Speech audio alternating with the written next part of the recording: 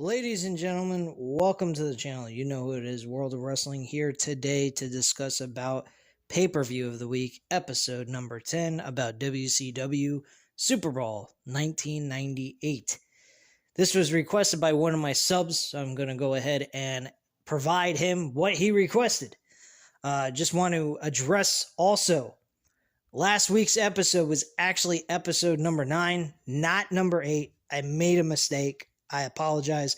Episode number 8 was for Slammiversary of 2018, and the week after that was for episode number 9 discussing WCW World War III 1997. So let's get into the review about WCW Superbrawl 1998. Basically, just to give you guys a synopsis of what is taking place leading into this pay-per-view. In 1997 Starrcade, we had Sting finally defeat Hulk Hogan for the WCW. His reign of terror finally came to an end. The only one that ended his reign of terror during this long period of time as WCW champion was Lex Luger, and that was only for 6 days. After the loss of Lex Luger, after Lex Luger lost the championship to Hulk Hogan, no one else was able to defeat him. Nor did not too many people actually was able to challenge him for his championship. This eventually led to Sting having several appearances until 1997 Starrcade, where he was granted an opportunity to challenge for the WCW championship. At that point, he won the WCW Championship with the help of Bret the Hitman Hart, who was recently signed after the 1997 Survivor Series Montreal Screwjob from WWF. At that point, Sting, I believe, had a match on a televised show in a rematch against Hulk Hogan. This ended up being a really oddball finish, and there was some sort of thing going on with Nick Patrick that was not the correct way of refereeing a match. So the title was vacated completely for about 2 months until February in Superbrawl 1998, where we crowned a new champion once again. This is their third matchup between these two. So this is where their third encounter came about, fighting over the vacated World Heavyweight Championship. Other matches that took place, the other two matches that went along with this, which I don't particularly care for all that much, even though these are big-name stars. We had Randy Savage and Lex Luger in a no-holds-barred match. And then we also had the unification of the WCW Tag Team Titles on the line between Scott Hall and Kevin Nash, the Outsiders, against the Steiner Brothers, which I'll get into what happened there. It was very, very piss-poor booking and very predictable, actually. Even if you didn't know what was going on leading into the pay-per-view, it was pretty shitty. But there was a couple of great matches on this card I actually enjoyed watching. Some of them were actually very solid matches. The last 3 matches, I would say, kind of iffy about whether or not they were good or not. So I'll get into that in just a moment. But let's go right into the very first match that took place. We had Rick Martel defend the WCW Television Championship against Booker T.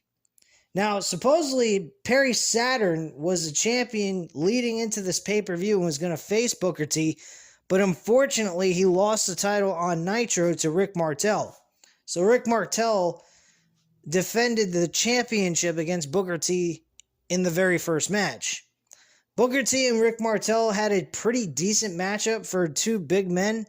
I definitely would give this a 3 out of 5 stars, and Booker T, of course, won the WCW Television Championship with it wasn't an axe kick, like a scissors kick. It's that other movie he used to do that was kind of more like him building momentum. He would go ahead and do kind of like a roundhouse kick and it would go right into the opponent's throat and knock him on the ground type of thing. Well, that's pretty much what he did. Wasn't really a roundhouse kick. It was more like he leaped up in the air and then just kicked his opponent right in the throat, and would land on his feet after he made the contact with the move. So I forgot what they called that move, but it was a type of kick that he delivered all the time. But it wasn't a scissors kick is what I'm trying to say. But yeah, he went ahead, he connected with that maneuver, and then pinned him for the 1, 2, 3, and that's how the match actually ended. I was a bit surprised by that, but the match was good. It wasn't a terrible match, not a bad way to open the show, so I don't have too much complaining to go on with that.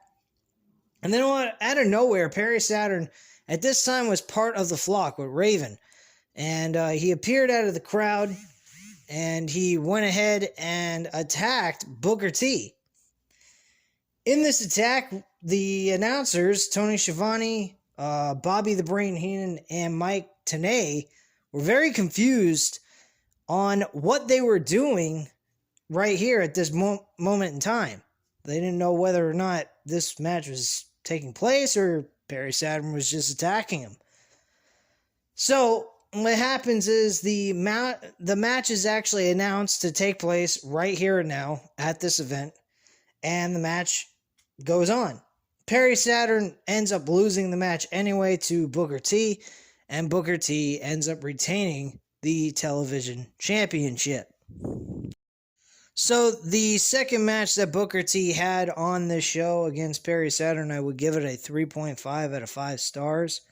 So it was a decent match overall, bit of an improvement than the one he had with Rick Martel. And we then had Disco Inferno defeating Laparca. This match absolutely sucked. I did not care for this match whatsoever. I'm giving it a 1.5 out of 5 stars. It was trash. I don't like Disco Inferno anyway. I think he is by far the worst in-ring competitor I have ever seen in my life. He is a terrible fucking wrestler and a very boring wrestler, may I add. So I didn't care for this match at all.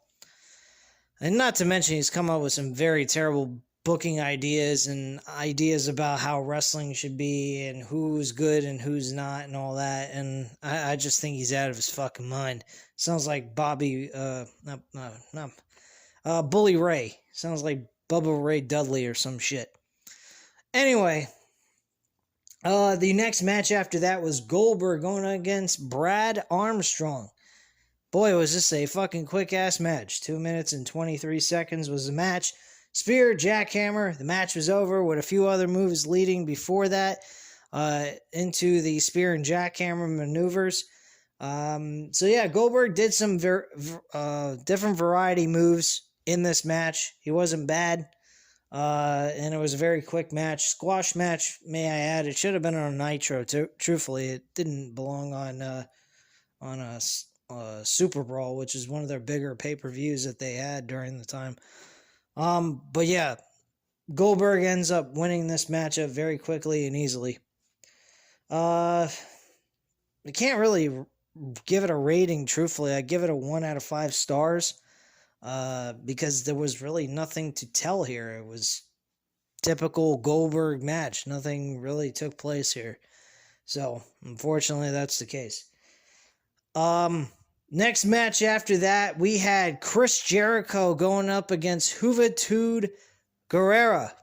This was a fucking awesome match. 4 out of 5 stars. This was for the Cruiserweight Championship. This was for all the marbles. For the Cruiserweight Championship, or Hoover Tude Guerrera would have to remove his mask if he didn't win the championship. Jericho ends up winning the match with a lion tamer in the middle of the ring, also known as the Walls of Jericho, if you're not familiar. In case some of you aren't familiar with the names that Jericho had in WCW for his wrestling maneuver. But yeah, the lion tamer was the Walls of Jericho. And he applied that move in the middle of the ring, causing Hoover Tude Guerrera to actually tap out in the middle of the ring and unmask at the end of this match.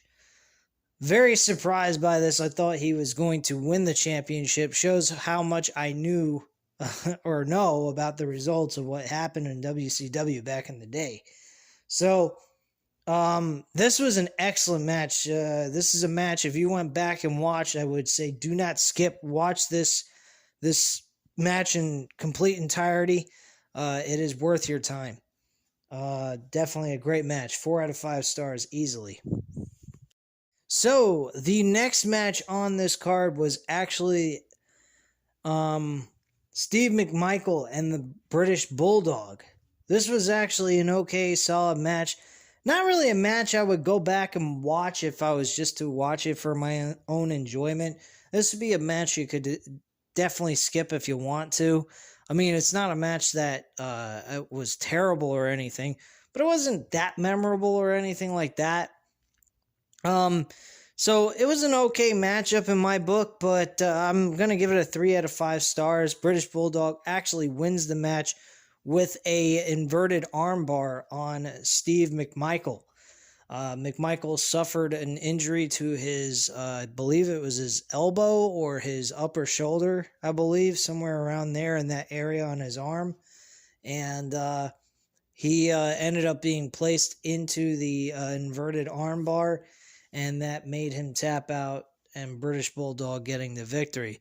Overall, the match was pretty, solid. I mean, it wasn't anything great, but it was an okay match to go back maybe and watch if you want to. But if you want to skip it, that's not a big deal either. Again, 3 out of 5 stars for this match. The next match after that was the possibly a runner-up with the Cruiserweight Championship matchup that Jericho and Wcw Guerrera had. This match was really fucking good. Chris Benoit and Diamond Dallas Page for the United States Championship. Diamond Dallas Page was a champion going in. He was still dealing with some sort of back issue. He had like a back brace on him during the match, so you could clearly see there was some kind of weakness with Diamond Dallas Page. And Chris Benoit tried his best to utilize that by performing German suplexes and all kinds of other maneuvers, slamming him on the mat as much as possible. But at the end of the day, Diamond Dallas Page managed to pull out the victory, get counter a German suplex, flipped on his legs, turned DDP tried actually turn Chris Benoit around and hit the Diamond Cutter for the 1-2-3 and ended up getting the victory and retaining his WCW championship. This match went actually 15 minutes long. Very good match. Fun stuff. Good technical wrestling that happened. A lot of grit and determination by DDP in this match. Overall, this was a 4 out of 5 stars easily with no problem. So I enjoyed this match out of all of them except for the Cruiserweight title match. That match actually went neck and neck with the U.S. Championship. The next match after that was actually the big 3 matches. This first one was terrible. And I mean fucking terrible, and it was a no disqualification. How can you fuck up a no disqualification match? Really, how can you fuck it up? This is Randy Savage versus Lex Luger. Now, granted, I'm pretty certain they've had plenty of matches leading up to 1998 where we could have watched that happen.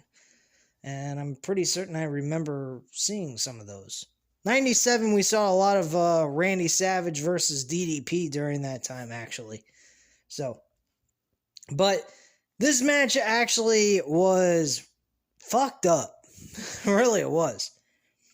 At the time leading into this pay-per-view, Randy Savage had a lot of beef going on with Hulk Hogan. And they were not getting along in the NWO, which eventually led to the Wolfpack versus Hollywood NWOs taking place in 1998. This is kind of like the build-up for it. So, Randy Savage is having this match. He's trying his best to win and beat Lex Luger. Lex Luger has tape wrapped around his his rib area, so he's trying to take advantage of that. Bobby the Brain Heenan points it out and says, look, man, he shouldn't have taped himself up. He's giving away that he's injured and he's hurt. He's going to go after him no matter what. Now that he knows that that's a possible injury. So I'm saying to myself, but slamming him on the mat's not going to hurt his rib cage. I mean, I understand that's his back, but when you land on your back, it also kind of, your rib cage is attached to your, I believe is attached to your spinal cord, I would imagine. So, I mean, when that happens, that's going to take the wind out of you. So, I mean, it didn't really matter if he taped himself up or not. But point being is, this match, by the end of it, was really piss poor anyway before the match even came to an end. And then we had the NWO get involved in this match. This was fucking terrible. Retarded. They came in, they interfered, and they hurt Randy Savage and cost him the match. And Hogan standing out there with his brother saying, yeah, fuck him, he's a piece of garbage. I'm glad he lost. And he's in the torture rack. Lex Luger's got him in the torture rack, trying to make him submit, and the referee is calling for the bell before anything happens. Before anything happens. And then they call the bell again and say that Randy Savage tapped out. I'm going, what the fuck am I watching here? This is a ridiculous fucking ending, and the match quality in itself was fucking trash. Again, as I've mentioned before, Lex Luger in a match, he may look great. He may have the greatest physique out of everybody. He's a Hulk Hogan 2.0, but he can't even touch Hulk Hogan's ability to wrestle in a ring. Hogan's a better wrestler than he is. And Hogan's more entertaining, and he's got more of a personality than Lex Luger ever could have. And the guy just sucks. I hate him every single time I gotta watch him in a match.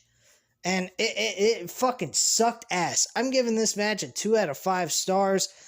It was trash. Beyond belief. If it wasn't for Randy Savage being in that match, I don't even know if I'd watch the damn thing. I really don't like Lex Luger. I mean, I've always wanted to like him, but at the end of the day, Lex Luger is just, he ain't got it. He ain't got a personality, and his wrestling ability is absolute trash to begin with. So that draws him in a very bad situation with me. So that's just my viewpoint on that. But I didn't particularly care for this match at all.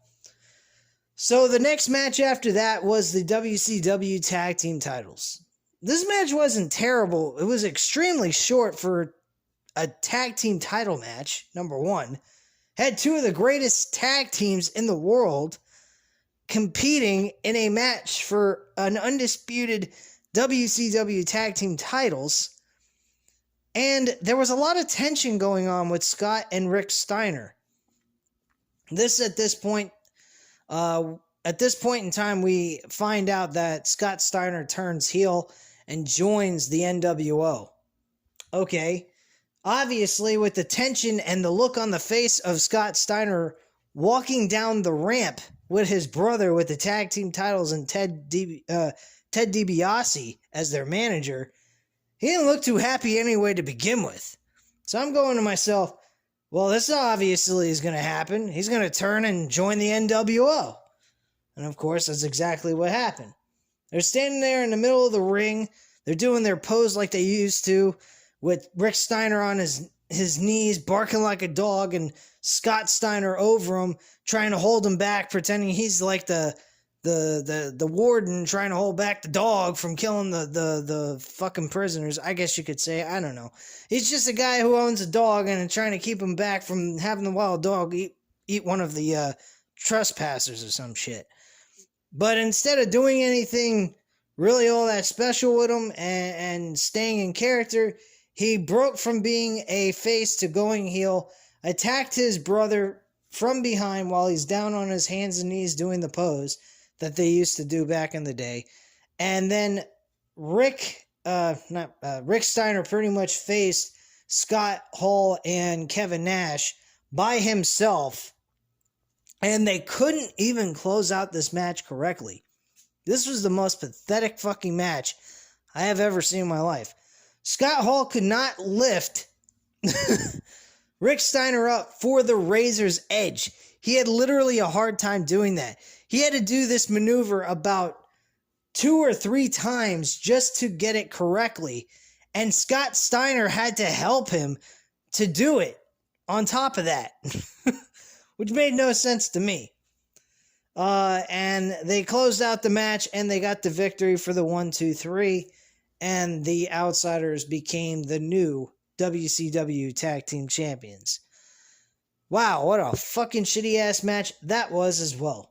That is a 1.5 out of 10. Out of 5, excuse me. I don't do out of 10, I do out of 5 stars. But yeah, that was a 1.5 out of 5. That was trash. So, I didn't particularly care for this match at all. This was really disappointing. 2 main event matches. Well, 3 major important matches that were on the back burner of this card all the way at the end. And 2 out of 3 ended up being trash. Will the third one be the ultimate trash bag? Let's see. Well, basically, from my viewpoint, the match was good. Sting and Hogan for the vacated World Heavyweight Championship. I actually enjoyed the match. The ending was the issue.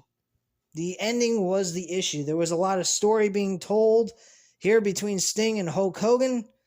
There was a lot of grit by Sting taking place here, fighting his way through all this with Hogan.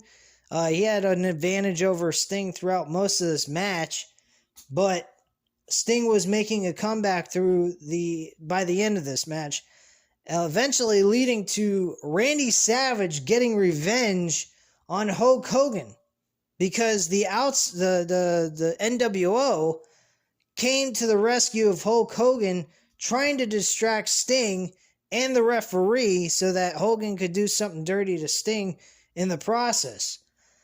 Unfortunately, for Hulk Hogan's sake, that did not happen. Instead, Randy Savage came to Sting's rescue and knocked Hulk Hogan's head off, I believe with a lead pipe or some kind of shit, or a bottle of paint that was made out of metal, and cracked him over the skull with it, ultimately allowing Sting to get the pinfall for the 1, 2, 3. So with the finish, I'm going to have to say it's a 3 out of 5 stars. It's a solid match, but the ending, not so much. It would have been a little bit better without that crappy finish, but I will give it credit for where credit is due. It was a good match. Without the ending being so crappy, it would have been a really good main event match. But overall, despite the ending, it was a solid match overall for a main event. I enjoyed it for what it was, but it was a trashy finish. I will have to admit that. So, that's all I have to say at this time, guys. You know what to do. Hit the like button if you like this video. Hit the subscribe button if you're not already subscribed to the channel. And as always, leave a comment down below. And definitely I'll get back to you on that. And I thank you guys very much for watching. Have a great night, guys. Bye.